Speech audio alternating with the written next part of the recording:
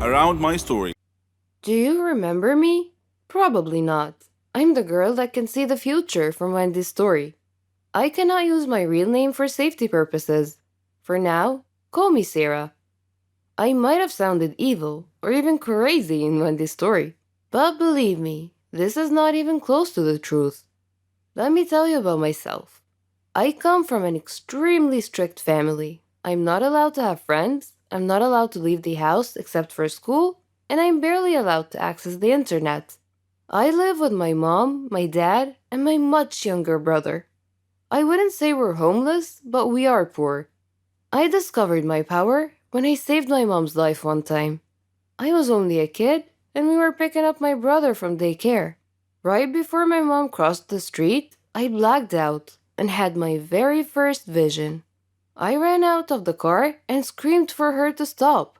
The second she froze in her place, there was a car accident. She could have died. She cried and hugged me but never cared to ask how it happened.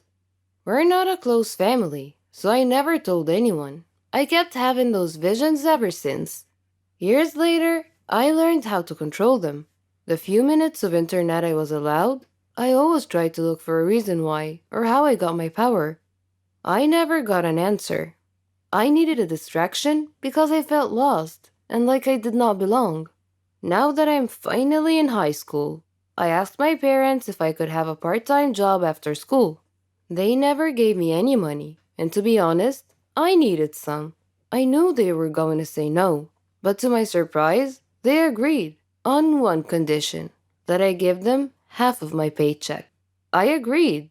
I got a job as a waitress in a local restaurant, and it was weird dealing with new people, but it was also so exciting. I quickly made a couple of friends who worked with me. I couldn't bring myself to trust them, but at least I had someone to talk to.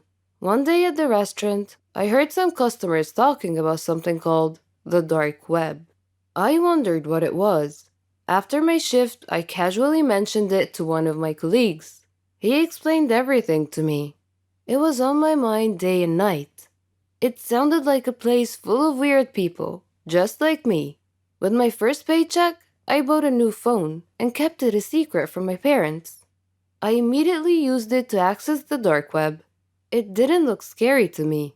I entered the chat room and decided I wanted to tell my secret to a stranger. You know what they say. Confide your heart to a stranger. The guy seemed harmless, and he actually listened to me. Next day, I found an email from an unknown address. It was a picture of my house. I got so scared, and I turned off my phone. I went to school, and when I came back, my phone was turned on.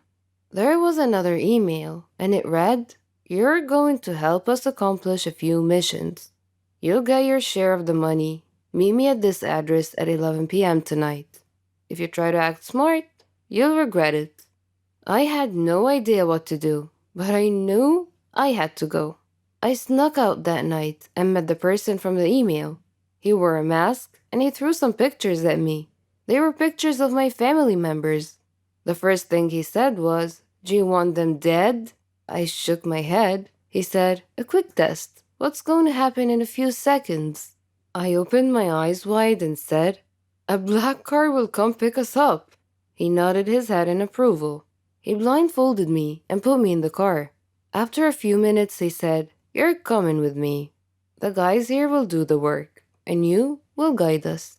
I nodded my head, even though I didn't know what he was talking about. Much later, they drove me back to the same address, gave me some cash, and threw me out the car. I removed the blindfold, and it was already morning. I had to run back home before my parents wake up, and that was the first of many, many missions to come. For a minute there, I enjoyed the thrill and the cash. Sometimes it was too much, and sometimes I had to skip school. And of course, I quit my job. I worked for them for what seemed like a year, until what I feared the most happened.